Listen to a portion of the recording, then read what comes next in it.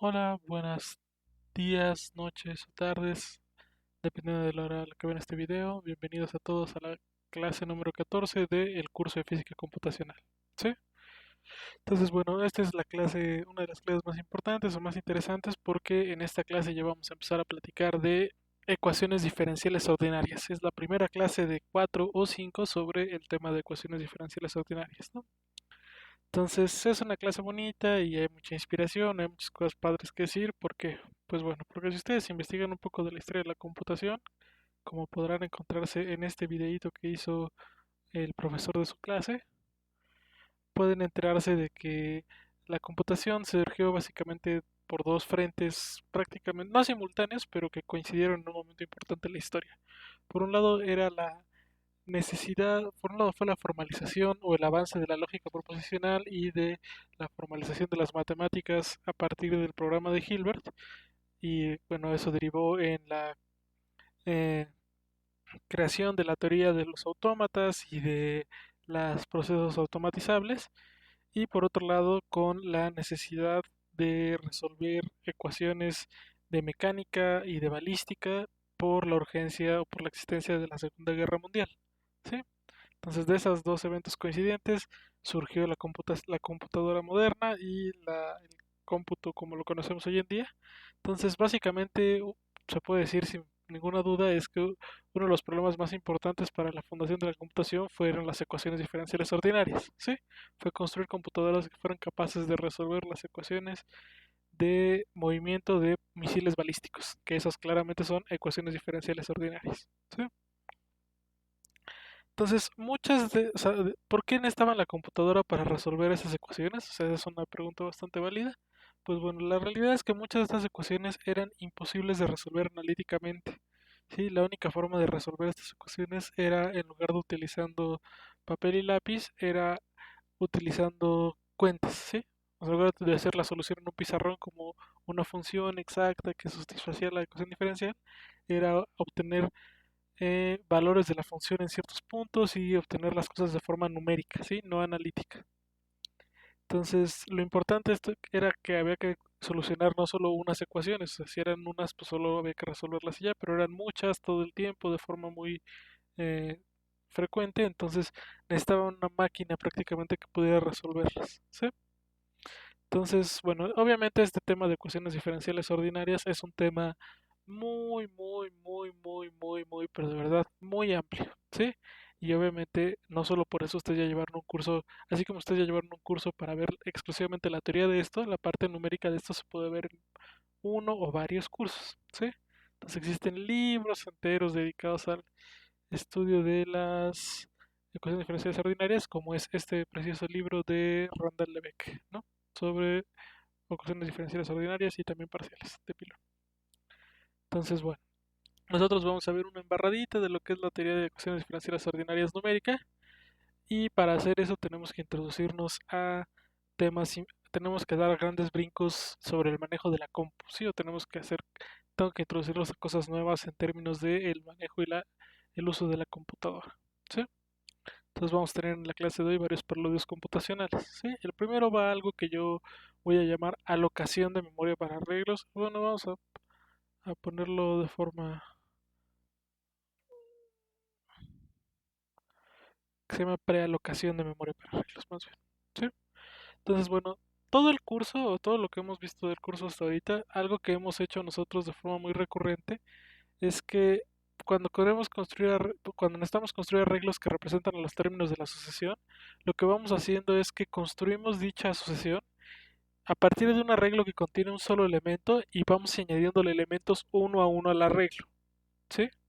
Y esto se puede porque, como ya mencionamos anteriormente, los arreglos en Julia son dinámicos, ¿sí? ¿Qué quiere decir que los arreglos sean dinámicos? Quiere decir que pueden cambiar de tamaño, no tienen que quedarse el mismo tamaño todo el tiempo, ¿sí? Sin embargo, en general es muy mala idea que en la computadora nosotros trabajemos con arreglos dinámicos, ¿sí? Los lenguajes de programación más básicos o rústicos no tienen arreglos dinámicos, todos tienen algo que se llama arreglos estáticos, ¿no? ¿Qué quiere decir? Que son arreglos que no pueden cambiar de tamaño, ¿no? Entonces, lo que normalmente se hace para dar la vuelta a tener un arreglo que no va a poder cambiar de tamaño es que en lugar de ir añadiéndole memoria a un arreglo, bueno, y obviamente como la mayoría de los lenguajes de programación abajo no tienen arreglos dinámicos, cuando estás en un lenguaje de programación de alto nivel y usas arreglos dinámicos, lo que sucede es que esas operaciones toman mucho tiempo, ¿sí? Normalmente irle añadiendo o ir creciendo un arreglo en tamaño toma mucho tiempo. Es cansado y no es cansado computacionalmente y no es una buena práctica, ¿sí? Entonces, en lugar de ir alocando o asignando memoria en un arreglo elementos nuevos cada que queramos añadir uno, lo más conveniente es que desde un inicio, si sabemos cuántos elementos vamos a tener en el arreglo que queremos sacar o cuántos términos de una asociación vamos a generar, lo que les conviene es desde un principio construir un arreglo de esa longitud, ¿sí? Y tratar el arreglo de forma estática. Solo ir cambiando sus elementos a nuestro gusto, pero no ir cambiando su longitud, ¿sí? Esa es la forma correcta de trabajar con arreglos, crearlos de forma estática y nunca cambiar su longitud, solo ir cambiando sus elementos, ¿no? Entonces, si vamos a hacer eso a partir de ahora para guardar sucesiones, habría que ver cómo vamos a guardarlos, ¿sí? Entonces, en Joule existen varias funciones para crear arreglos, ¿sí? Existen varias funciones para crear arreglos y a partir de ellos irlos modificando cada que yo quiera, ¿no? ¿Cuáles son esas funciones para crear arreglos? Pues a ver, aquí vamos a ver tres primero. La función ceros de n lo que hace es que me crea un arreglo de una dimensión de longitud n en el que cada entrada es un cero, ¿sí? O sea, esto me regresa un arreglo que tiene n ceros. La función once de n me regresa lo mismo, pero ahora cada elemento va a ser un 1 en lugar de un 0, ¿sí? Y por último, la función rand de n, que lo que genera es un arreglo de n entradas donde cada elemento es un número aleatorio en el intervalo 0, 1, ¿sí? Entonces estas son las tres funciones principales para ir generando arreglos o para prealocar arreglos, ¿no? Para generar arreglos ya de un tamaño fijo. Vamos a ver aquí un pequeño demo de cómo hacerlo, ¿no? En la línea 1 voy a crear un arreglo de ceros y lo voy a imprimir. En la línea 4 voy a crear un arreglo de unos y lo voy a imprimir. Y en la 3 creo el aleatorio, ¿no?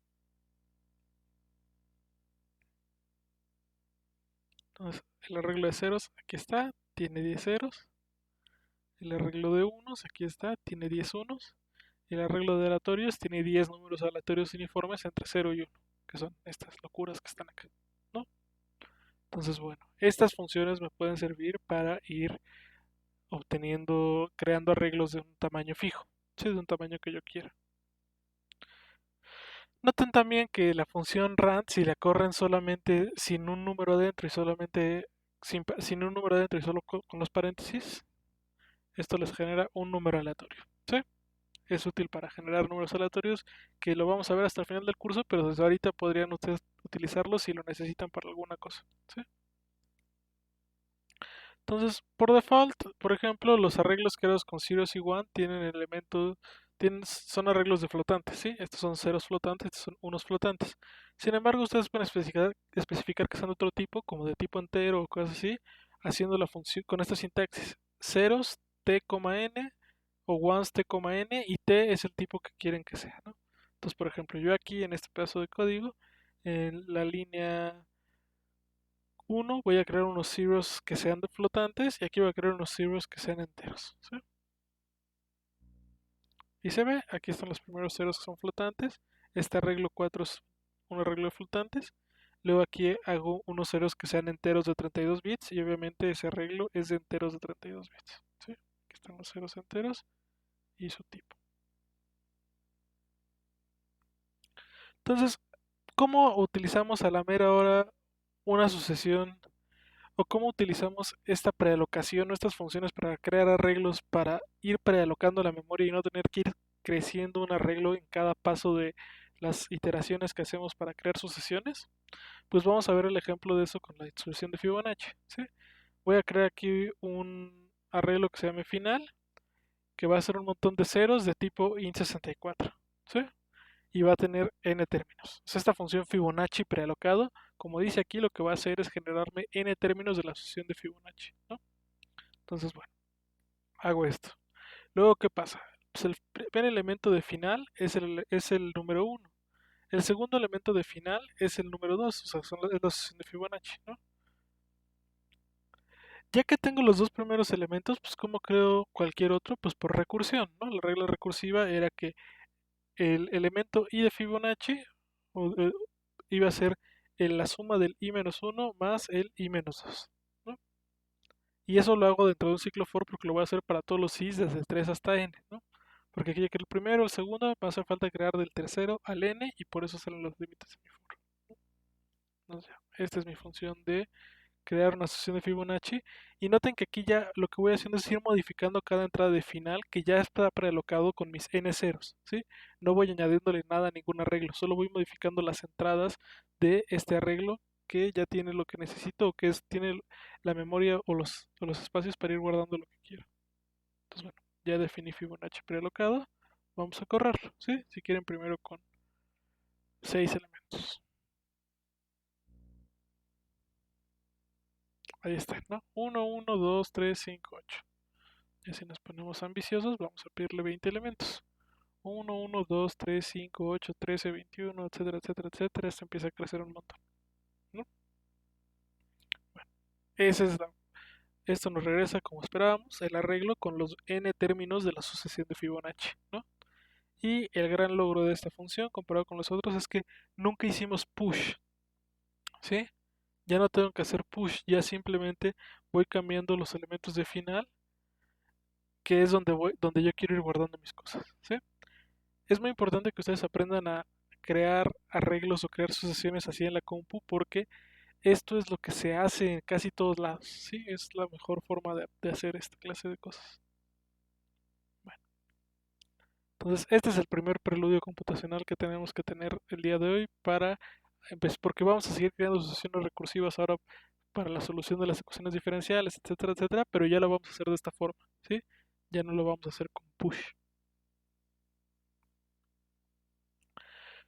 ¿Cuál es el segundo preludio computacional? La siguiente cosa computacional que ustedes tienen que aprender. Bueno, tienen que aprender o quiero que aprendan más bien algo que se llaman tuplas o lo que son lo que se llaman tuplas, ¿no? Entonces, hasta ahora en Julia hemos trabajado con un montón de cosas que se llaman objetos iterables, ¿sí? ¿Qué son los objetos iterables? Los objetos iterables son las listas, los arreglos y los rangos, ¿no? Son sucesiones ordenadas de objetos. Y sabemos que en el caso de que cuando tenemos listas y cuando tenemos arreglos, podemos nosotros ir y cambiar sus elementos, ¿sí? ¿A qué me refiero a cambiar sus elementos? Pues a lo que tenemos aquí. Si yo tengo un arreglo que le pongo llamado nombres que tiene a Aldo, a David y a Cristian, yo puedo cambiar el primer elemento de nombres y ponerle en lugar de Aldo Sayeg, ¿sí? Y si yo hago eso, no hay ningún problema. Aquí después nombres se convierte en el arreglo que contiene a Sayeg, a David y a Cristian, ¿no? Podemos cambiar los elementos de un arreglo. Así como hicimos aquí a la hora de construir una sesión, fuimos cambiando los elementos del arreglo. Eso sucede porque en la teoría de ciencias de la computación se dice que estas cosas son a lo que se llama objetos mutables, ¿sí? Es decir, puede cambiar los elementos que tienen, ¿sí? Los elementos que tienen los rangos y las listas, los arreglos y las listas pueden cambiar, son objetos que mutan, que se modifican, ¿sí? A pesar de eso, existen otras cosas que son objetos no mutables, ¿sí?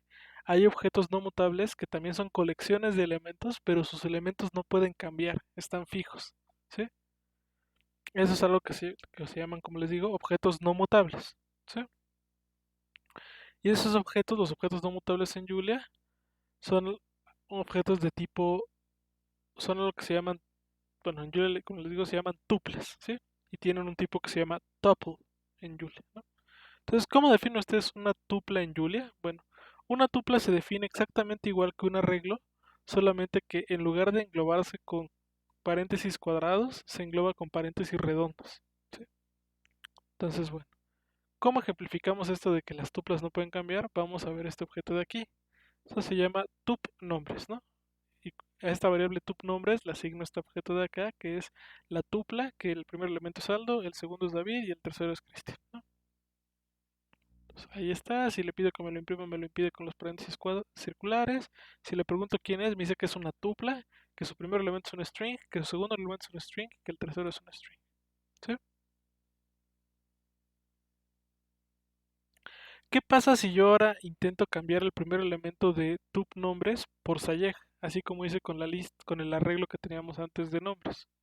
Bueno, si yo lo intento hacer, esto me va a mandar un error, ¿sí? Me dice, no se puede, no puedo cambiar el elemento de una tupla por otra cosa, ¿sí? Es imposible. No es posible que yo pueda cambiar eso. Entonces, bueno, esto ejemplifica eso de que las tuplas no son mutables. No le puedo cambiar un elemento como si se lo puedo cambiar aquí a un arreglo, ¿sí? Es la diferencia entre las tuplas. A pesar de que las tuplas funcionan de forma distinta a los arreglos, hay funciones que también podemos utilizar con un arreglo que con una tupla, pues por obvias razones, ¿no? ¿Cuál es esa? Por ejemplo, la función length, ¿sí? Si yo le pido que me imprima la longitud de una tupla, pues me va a decir que la longitud de una tupla pues, es el número de elementos, ¿no? En este caso, la longitud es 3, ¿no? Hay otras, obviamente, otras funciones que no podemos utilizar que sí funcionan con arreglos. Por ejemplo, push. Push, que era la función que utilizamos para modificar un arreglo y añadirlo, quitarle elementos, no va a funcionar tampoco con las tuplas. Si yo le quiero añadir el nombre de Miguel a este objeto de tup nombres, correr esto va a mandar un error, ¿sí? Que me va a decir que no se puede, que no es posible. Porque las tuplas, como les digo, no pueden modificar los elementos. Entonces, bueno, esas son las tuplas, las vamos a utilizar ligeramente porque son prácticas para cuando tenemos funciones que queremos que regresen varias cosas, ¿sí? Como cuando teníamos en la clase de valores y vectores propios que queríamos que regresara la asociación de Cs y la asociación de X, ahora va a pasar lo mismo, pero va a ser una asociación de tiempos y una asociación de soluciones a la ecuación, ¿sí? Y para que nos la regrese bien, lo que vamos a tener que hacer es que nos regrese una tupla. Entonces, por eso son importantes las tuplas, ¿sí? Se las voy a enseñar. Por último, lo último que tengo que enseñarles a hacer en Julia para que veamos la clase de hoy son los productos cartesianos, ¿sí? Entonces, en esta clase vamos a trabajar con campos vectoriales, que es algo que sucede mucho o bueno, que surge muy frecuentemente en ecuaciones diferenciales ordinarias de una sola variable, o bueno, sí, en una sola ecuación diferencial ordinaria. Y vamos a tener que trabajar con campos vectoriales de R2 a R2, ¿sí? Y para graficar campos vectoriales les tengo que enseñar cómo hacer un producto cartesiano en Julia, ¿no? Entonces, bueno, muchas veces vamos a querer obtener, como les decía, el producto cartesiano de dos arreglos, ¿no? Va a tener un arreglo y un arreglo y lo que me gustaría tener es el conjunto de todos los parejas XY, tal que X esté en X y Y esté en Y, ¿sí? Entonces, para hacer eso hay una forma muy fácil de hacerlo que es con comprensión de arreglos con la siguiente sintaxis, ¿sí? Si yo defino prodcart igual a el arreglo que contiene los arreglos de x, y para, con esta sintaxis for x in x, for y in y, esto me va a regresar el producto cartesiano, ¿sí? Y vamos a ver un ejemplo muy sencillo. Supongan que aquí tengo el arreglo x es igual a 1, 2, 3, y es igual a 8, 9, ¿no? Entonces, claro que el producto cartesiano de este con este es el 1, 8, 1, 9, luego 2, 8, 2, 9, luego 3, 8, 3, 9, ¿sí? Entonces, si yo defino prodcart como les había enseñado, xy for x in x, for y in y, ¿qué va a pasar? ¿Quién va a ser prodcart? Pues va a ser exactamente lo que esperaba, ¿no? Para cada elemento de x va iterando también sobre los de y después, ¿no? Entonces, noten que primero itera sobre los de x. O sea, primero escoge un elemento de x y luego va cambiando los de y.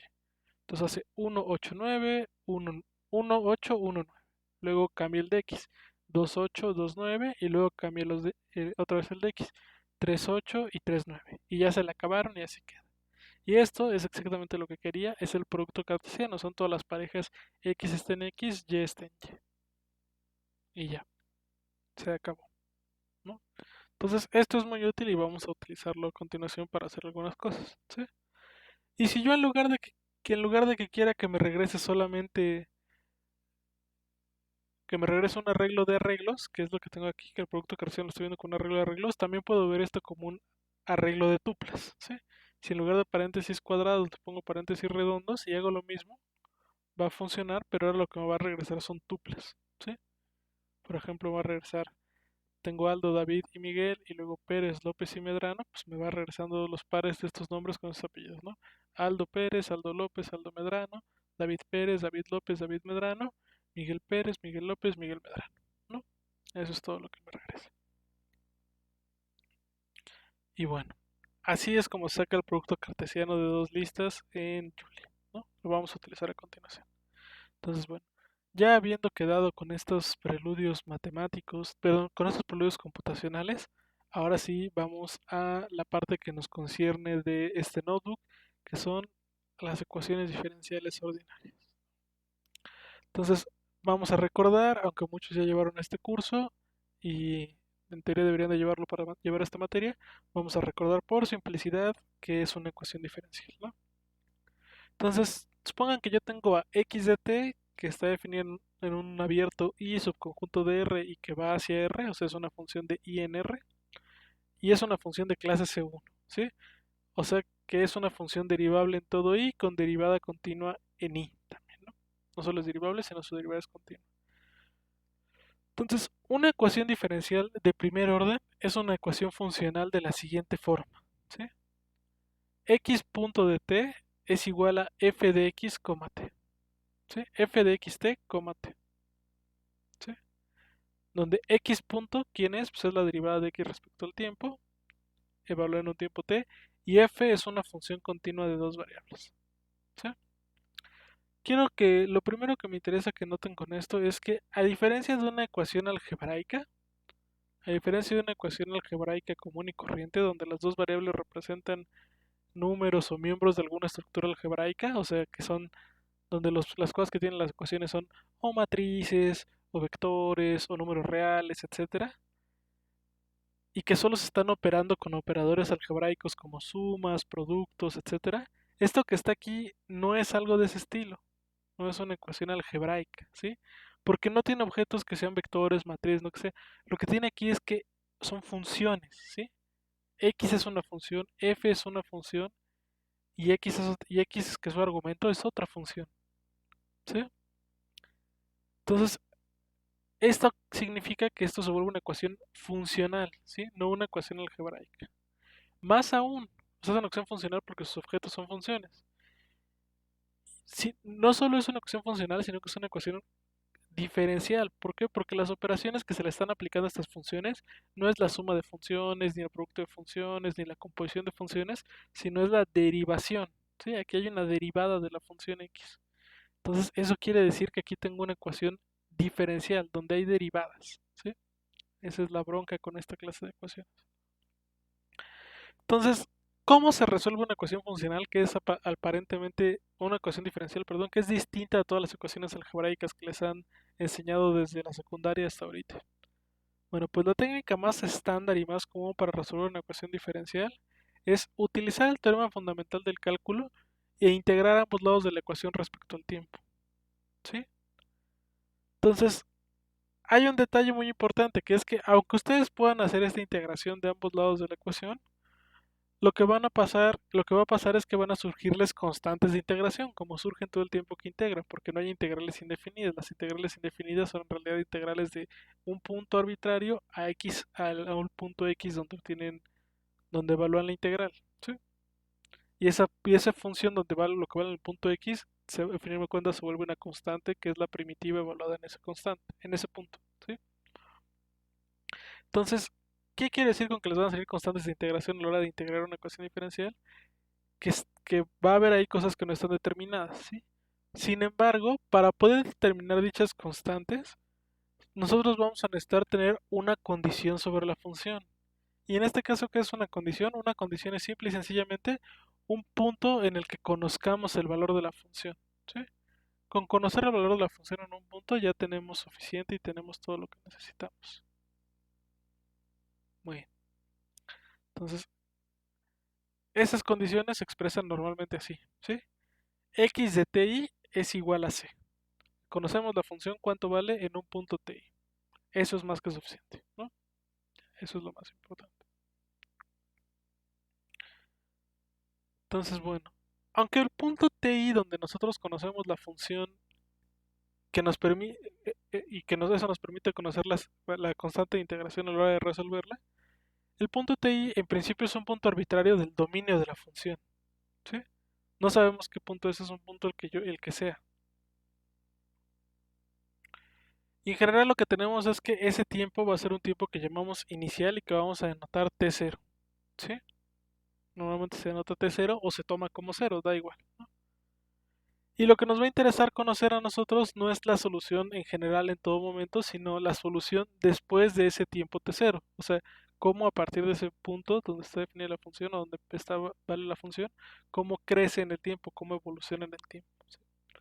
Entonces, cuando nosotros tengamos esa clase de problemas donde conocemos la función en un tiempo t0 y la quiero conocer después, y eso que su evolución está dada por la ecuación diferencial que está acá arriba, se dice que yo tengo un problema de valores iniciales, ¿sí? Se dice que estoy tratando con un problema de valores iniciales, no con una ecuación diferencial en general, ni con sino con un problema de valores iniciales, ¿sí? Que está descrito por estas dos condiciones que están aquí. La derivada de x es una función aplicada a x y a t, y x en un tiempo cero tiene un valor x0. Ese es un problema de valores iniciales, ¿sí? Bueno, entonces nosotros vamos a resolver puramente problemas de valores iniciales, ¿sí? Estas tres clases, las primeras tres clases van a estar dedicadas a problemas de valores iniciales y ya al final vamos a ver cómo se pueden extender a problemas más delicados, ¿sí? Entonces, bueno, antes de que nosotros nos pasemos a resolver la ecuación diferencial, cuando tenemos una sola variable, podemos nosotros darnos una idea del comportamiento que van a tener las soluciones si graficamos el campo de direcciones o el retrato fase de la curva, ¿sí? ¿Qué es eso? Pues el retrato fase o el campo de direcciones es el campo vectorial de las pendientes de las funciones que son solución a la ecuación diferencial, ¿sí? Esto quiere decir que como hay muchas soluciones a la ecuación diferencial y todas pueden diferir por una constante. ¿Por qué? Pues porque a la hora que derivemos esas constantes se hacen cero.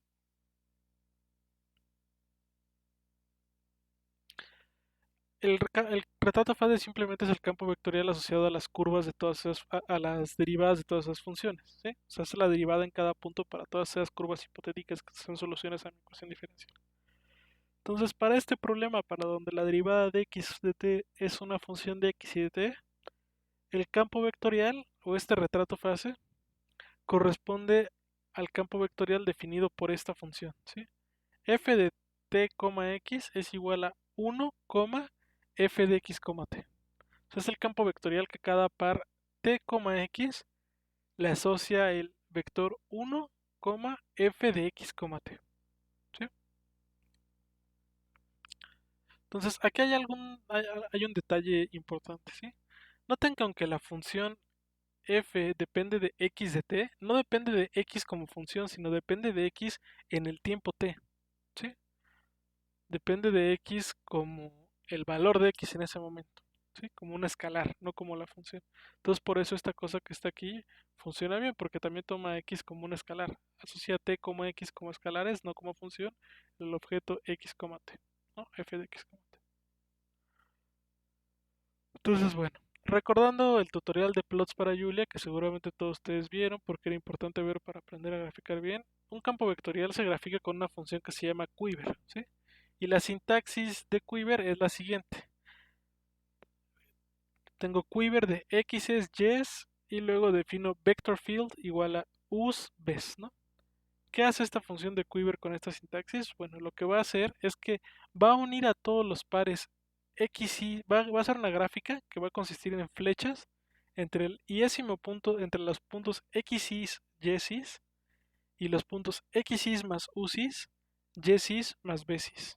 O sea, básicamente en el punto x y y dibuja el vector us, base. ¿Sí? Eso es lo que hace. Entonces, bueno, vamos a ver un ejemplo muy sencillo, ¿no? Supónganse que yo tengo aquí un campo vectorial definido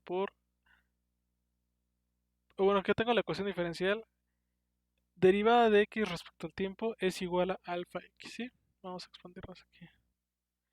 Claramente eso indica que f de x, t es igual a alfa x, ¿sí?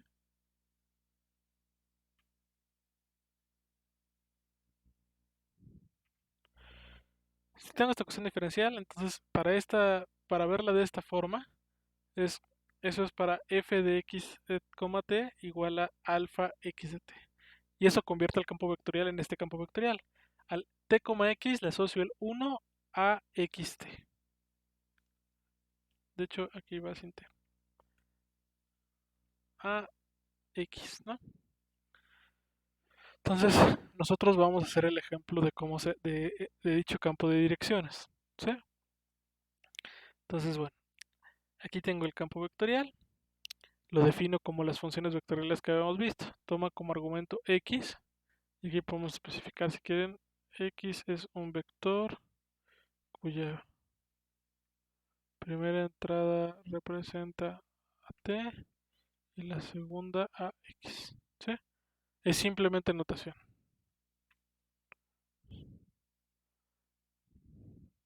Notación para poder definir la función. Entonces, ¿esto que me va a regresar? 1, x2 por alfa, ¿no? Entonces, campo vectorial depende del vector x, pero también depende de una alfa que yo le doy, ¿no? Y a partir de esta función de ejemplo 1, yo voy a poder definir, voy a crear yo otra función que me va a hacer la gráfica del espacio del campo vectorial, ¿sí? O del campo de direcciones. ¿Cómo se va a llamar esa? Pues campo de direcciones ejemplo 1. ¿Y qué vamos a hacer con ella? Bueno, pues primero voy a definir mis puntos T y X donde quiero hacer las flechas, ¿sí? Luego tengo un montón de T's y tengo un montón de X's, o sea, tengo T's desde -1 hasta 1, 15, y tengo X's desde 0 a 2, ¿no? Entonces eso me da un intervalo de T's y un intervalo de X. Pero como esto está evaluado en las parejas T, X, yo quiero hacer ahora el producto cartesiano de estos dos, ¿no? ¿Cómo se hace el producto cartesiano de estos dos? Pues como lo habíamos visto hace rato, ¿sí? Dom de xt, que es el dominio, va a ser el arreglo que contiene los arreglos t, x para t en t y luego for x in x, ¿sí? Este es el producto cartesiano. Luego, ya que tengo ese producto cartesiano, pues ¿qué hago? Ya que tengo estas parejas tx, pues ¿qué voy a hacer? Le voy a aplicar la transformación campo vectorial ejemplo 1 a todas estas, ¿no? Entonces tengo ahora una lista imagen que es campo vectorial ejemplo 1 aplicado a x para todas las x en DOM, ¿no? Para un valor alfa que ya está dado por acá por la función, ¿no? Entonces vamos a ignorar ahorita estas líneas, después hago el quiver y después hago el campo de direcciones, ¿sí? Antes de que hagamos el quiver, que ahorita vamos a explicar un poco más, voy a explicar qué es esto de normalize, ¿sí? Bueno, el campo vectorial normalmente nos va a regresar vectores que pueden variar mucho en magnitud, ¿sí? Que pueden ser muy grandes o muy chiquitos, pueden cambiar mucho, ¿sí? Y eso es problemático porque a la hora de que yo los quiera dibujar puede que haya unos muy grandes y otros muy pequeñitos. Entonces lo que más conviene es que en lugar de tener unos muy grandes y otros muy pequeñitos, pueda tener todos de un tamaño manejable, ¿sí?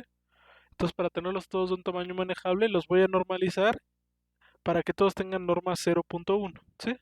Si normalizo a todos tienen norma 1 y si los multiplico por 0.1 tienen norma 0.1, ¿sí? Entonces después de que le aplico la transformación a imagen, ahora defino imagen otra vez como 0.1 por normalize de todos los vectores en sí mismo. O sea, normalizo y le pongo norma 0.1 a todos, ¿no? Ya que tengo eso, ahora voy a hacer el quiver, ahora sí. Entonces, mis x's van a ser el primer elemento de todos los que están en el dominio, ¿no? Entonces es D1 para todos los que están en el dominio. Luego es D2, las Y's para todos los que están en el dominio. Y mi campo vectorial, pues ¿quién es IMA1 para todos los que están en la imagen y el otro es el IMA2 para todos los que están en la imagen, ¿sí? Porque esto es el campo vectorial. Ya después que hago eso, le pongo título, le puedo poner aquí el valor de alfa con esta sintaxis, signo de pesos, paréntesis, convierte lo que hay en esta variable en un string y lo pone aquí adentro. Entonces, bueno, ya definimos esta función, ya definimos la función de arriba y ahora vamos a hacer la gráfica para alfa igual a 2, ¿sí?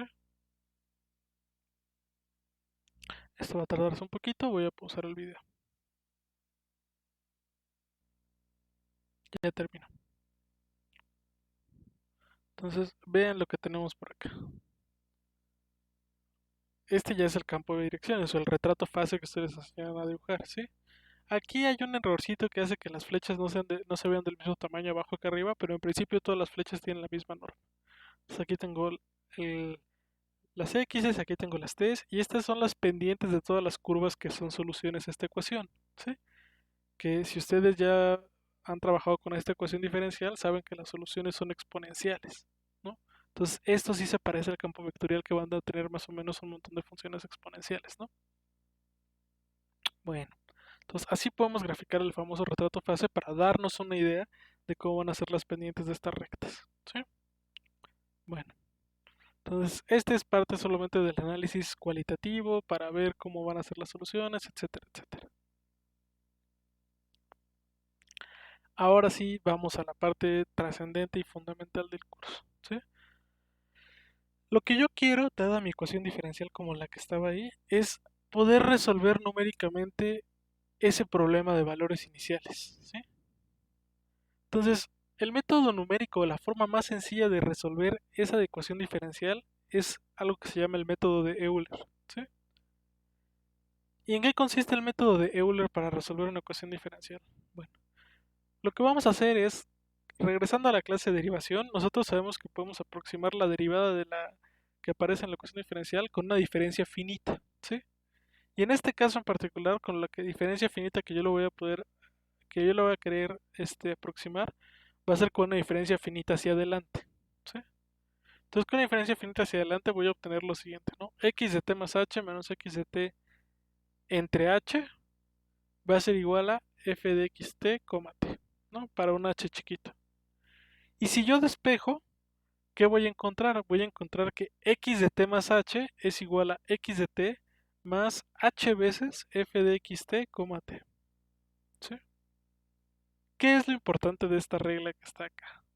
Lo importante es que si yo ya conozco cuánto vale x de t0, x en un tiempo t0 inicial y me interesa conocerlo en los tiempos posteriores, o sea, en el xt más h, con esta regla yo puedo calcular numéricamente el valor de xt0. ¿Sí? Si nuevamente después me interesa, ya teniendo x de t0 más h, tener x de t0 más 2h, puedo volver a aplicar la regla porque ya conozco x de t0 más h y x de t0 y t0 más h también, ¿sí? Y así voy a obtener, aplicándole esta regla otra vez, x de t0 más 2th. Y así sucesivamente, ¿sí?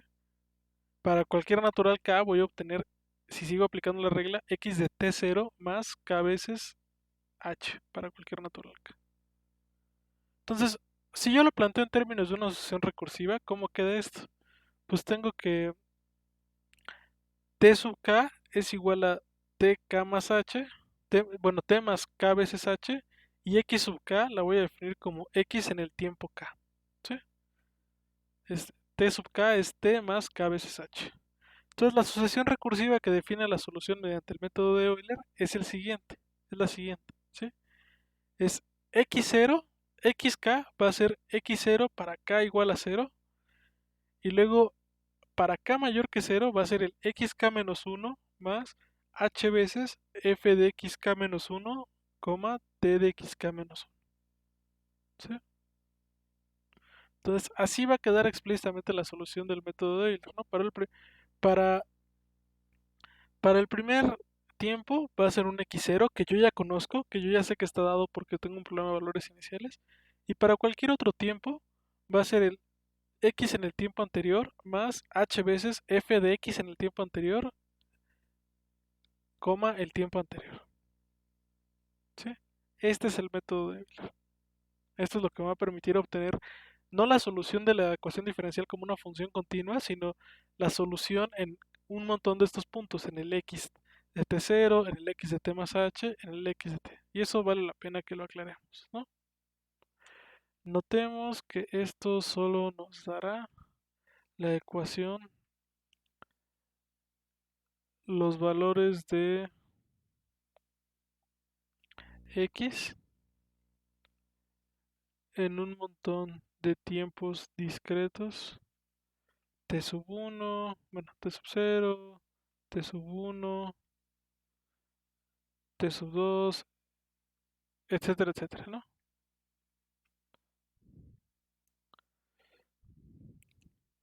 Todos los métodos numéricos para ecuaciones diferenciales ordinarias regresan la solución como un conjunto de puntos discretos, ¿no? Si nos interesara, si nosotros insistiéramos en querer conocer en lugar de puntos discretos la función completa, podríamos, eso se convierte, podríamos utilizar interpolación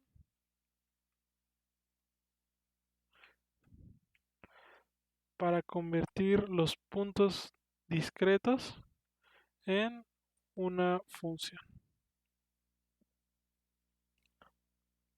Entonces, el método de Euler solo nos va a regresar x en t0, x en t1, x de t2, ¿no? No nos va a regresar la función solución a la ecuación diferencial, ¿sí? Ni un objeto de función ni nada, ¿no? Y así son todos los métodos numéricos, solo nos regresan la función evaluada en ciertos tiempos. Sin embargo, si yo quisiera convertir esos tiempos en una función, si yo quisiera convertir esos puntos en una función de veras, puedo aplicar interpolación, ¿sí? Para eso aprendimos a hacer interpolación, para que conviertan, si quieren ustedes, esos puntos discretos en una función hecha y derecha, ¿sí? No se los voy a exigir en el curso ni lo vamos a utilizar de forma concreta, pero solo quiero que vean la conexión entre esto y la interpolación, ¿sí? Porque era importante que supieran interpolación.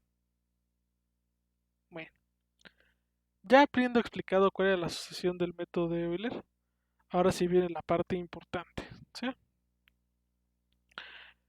Lo que quiero que hagan es una función que se llame primer Euler, que tome como argumento f, que es la función vectorial tal que la derivada de x es igual a f de x, t, que tomen x0, la condición inicial, el valor de la condición inicial, o sea x0, t0, t0 también es el tiempo inicial, donde están evaluando eso, tf el tiempo máximo al que queremos obtener la solución, o sea t0 es un tiempo inicial, tf es el tiempo máximo al que queremos obtener la solución, y h el tamaño de paso, ¿sí? Entonces, la función, ¿qué debe de hacer con esto? La función debe de implementar el método de Euler y debe realizar el arreglo de los tiempos t0, t1, t2, tales que obviamente hasta un tn va a haber un límite que es el tn. ¿Y qué va a cumplir el tn? Que tn va a ser menor que tf, menor que tn más h. Y de hecho no va a ser menor, va a ser tn va a ser menor o igual que tf, que va a ser menor que tn más h, ¿sí? O sea, tn es el último antes de que de que el siguiente esté más grande que tf, ¿sí? Entonces va a regresar los tiempos y va a regresar la solución a la ecuación diferencial que es x0, x1 hasta xn, ¿sí? ¿Cuál es la sugerencia para hacer esto? Pues que tienen que utilizar lo que habíamos visto antes, la prealocación de arreglos para prealocar los arreglos que van a guardar los tiempos y la solución. Prealocan los arreglos, más bien aquí, que van a guardar los tiempos y la solución. Bueno, y los puntos.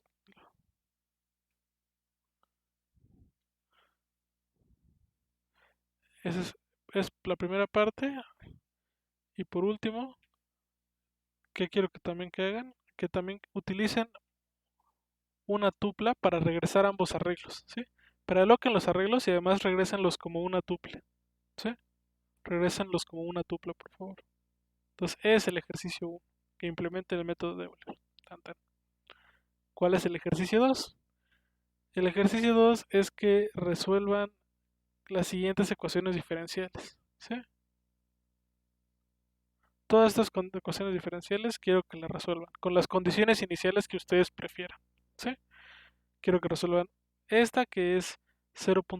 La derivada de x es 0.3 por x, la derivada de x es 3t cuadrada menos 5t, y la otra es que la derivada de x es x por 1 menos x, ¿sí? Quiero que para todos los casos grafiquen el campo de direcciones, o sea, el retrato que vimos allá arriba, el campo vectorial, y que hagan una gráfica de la solución obtenida y la comparen con la solución analítica, ¿sí? Aquí yo ya no les voy a dar la solución analítica porque no son difíciles de resolver estas ecuaciones diferenciales, solo la última, ¿sí? Pero ustedes, como ya llevaron un curso, deberían de poder hacerlo, ¿no? Entonces, este es el segundo ejercicio. ¿Cuál es mi sugerencia? Pues que tengan cuidado en la parte del realismo o de la situación de sus soluciones, ¿sí? ¿Por qué? Porque tienen que tomar en cuenta que las condiciones iniciales, las curvas que van a hacer solución a esto, van a cumplir ciertas propiedades y que esas propiedades también las debe de cumplir sus condiciones iniciales. ¿Y cuál es la propiedad más común que cumplen eso? Las condiciones iniciales por lo general cumplen que no son cero donde en el tiempo cero, ¿sí? O sea, no pueden tomar t0 igual a 0 y x0 igual a 0, ¿sí? Pueden tomarse t0 igual a 0 y x0 igual a 1, cosas así, pero no pueden tomarse t0 igual a 0 y x0 igual a 0. Eso es mala idea.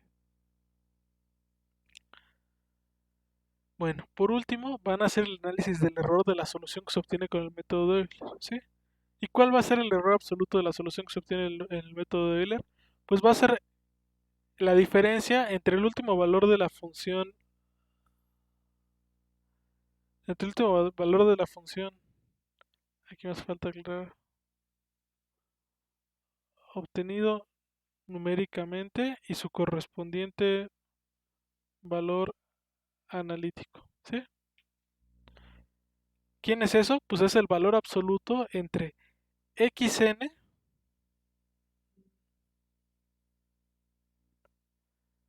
Es el error entre xn y la solución analítica en el tiempo n, ¿sí? Ese es el error del método de Euler. Quiero que para todas las funciones que acabamos de ver hagan una gráfica y un análisis del error absoluto como función del parámetro h, ¿sí? Hagan la gráfica y mencionen más o menos cómo es el comportamiento del error absoluto como función del parámetro h. Bueno, esos son los primeros ejercicios que hay que hacer con el método de Euler, ¿sí? ¿Qué es lo que sigue?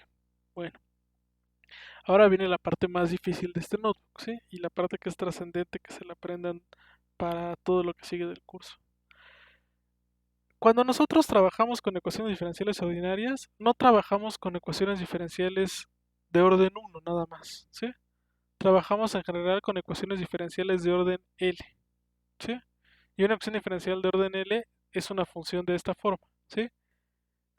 La enésima derivada de y, ¿quién es? Pues es una función de la derivada L-1, de la derivada L-2, así hasta la primera derivada, luego de la función original y luego del tiempo t, ¿sí? O del parámetro libre t. Entonces, obviamente y sub L de t es la enésima derivada de t, ¿no? Entonces, aunque en principio yo puedo desarrollar un método numérico para atacar ecuaciones de orden L aproximándole la enésima derivada, hay algo más fácil que es un truco de cómo convertir una ecuación de orden n en un sistema de n ecuaciones diferenciales de primer orden, ¿sí? Y ese truco, si lo quieren ver con más detalle, lo pueden consultar aquí, ¿sí? Ahí está el link. ¿De qué se trata ese truco? Pues vamos a definir las siguientes variables. Yo voy a definir x1 como y, luego x2 como la primera derivada de y, luego en general xy como la y-1 derivada de y, ¿sí? Y xl va a ser la l-1 derivada de y, ¿sí? Si yo hago eso y ahora por ejemplo derivo estas ecuaciones, ¿qué va a pasar? Si yo derivo aquí voy a tener que la derivada de x1 es y1, es la derivada de y, que es la primera derivada de y, ¿no? Y por definición, la primera derivada de y además es x2. Luego, la derivada de x2 con respecto al tiempo va a ser la segunda derivada de y, que por definición es x3. En general, la derivada de xy va a ser la yésima derivada de y, que eso va a ser xy más 1.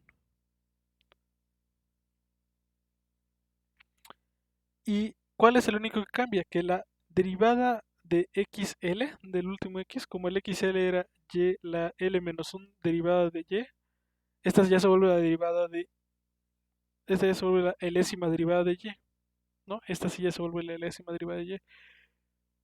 Y si yo quiero poner esta enésima derivada de y en términos de todas las x, porque quiero que esto se vuelva un sistema para las x nada más, ¿qué hago? Pues recuerdo que yl es igual a una función, por definición, de L-1, L-2 hasta Y1.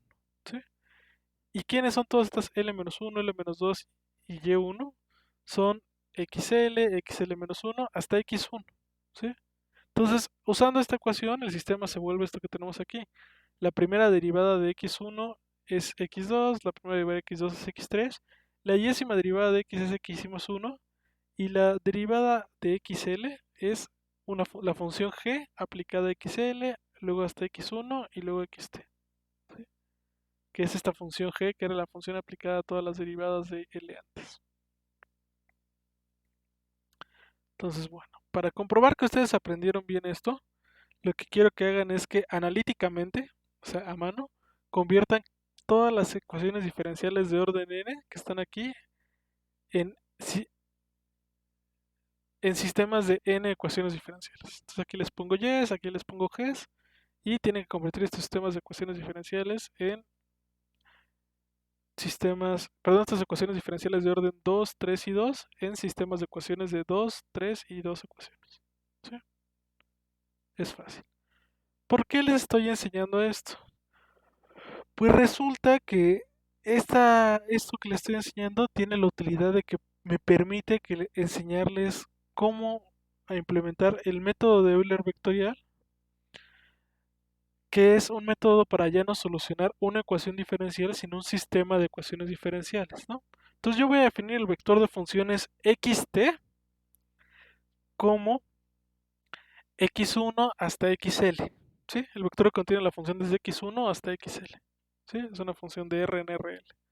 Y luego voy a definir la función vectorial f de xt, t, que va de RL más 1 a RL, porque esto es un vector en RL, como f de xt es, en la primera entrada,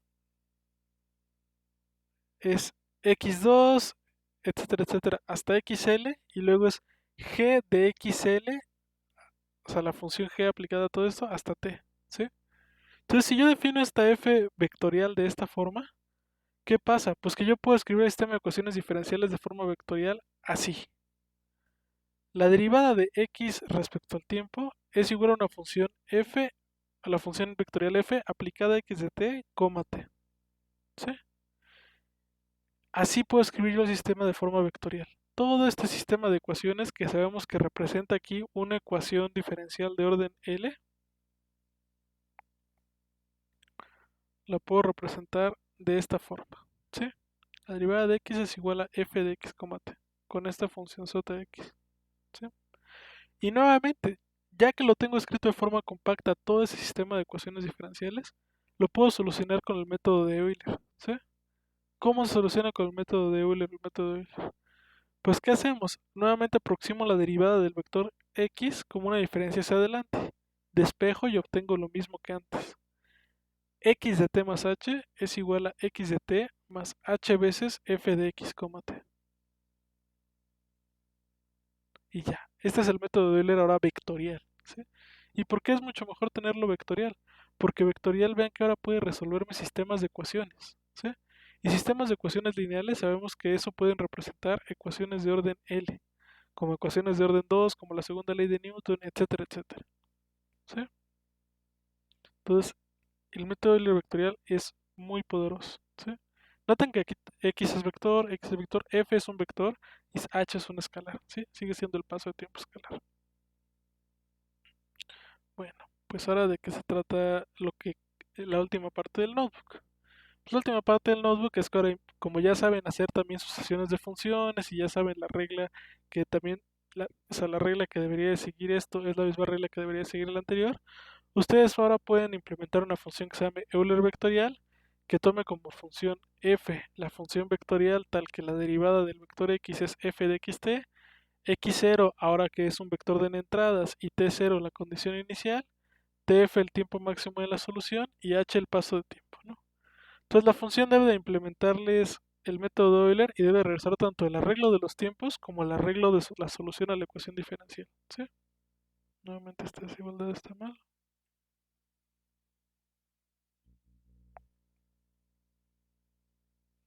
Y ya. Básicamente tienen que implementar el método de Euler, pero ahora para vectores, que van a representar sistemas de ecuaciones. ¿Sí? ¿Cuál es mi sugerencia? Mi primera sugerencia es que utilicen una tupla para regresar en lugar de ambos valores ambos arreglos, y que además de eso, que vean que para el representar el arreglo de vectores pueden utilizar una función, una matriz de n por l, ¿sí? Y pueden prealocarla utilizando esta función ceros de n, l. También eso falta aquí en la sugerencia, ¿no? Prealoca los arreglos de los tiempos y las soluciones, y utilizo, y bueno, punto, utiliza una tupla para regresarlos, para regresar los arreglos. Tan, tan.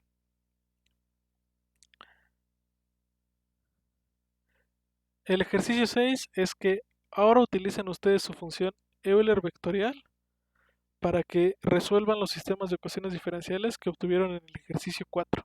¿Sí?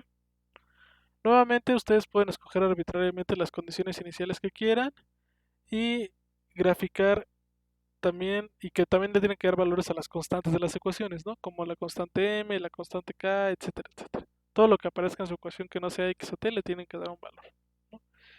Solucionen esos sistemas de ecuaciones y luego grafiquen los espacios fase, ¿sí?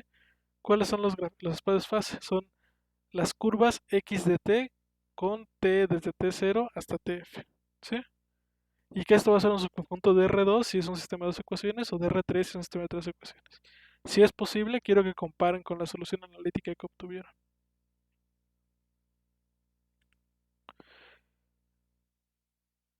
Ya por último, el ejercicio 7 es el más interesante porque nos va a regresar ahora otra vez a un problema de física, ¿sí?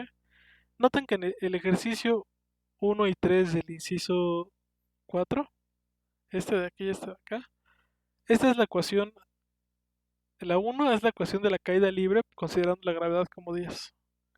La segunda derivada de la posición es la aceleración, que es menos 10 entre m, que es el tiempo.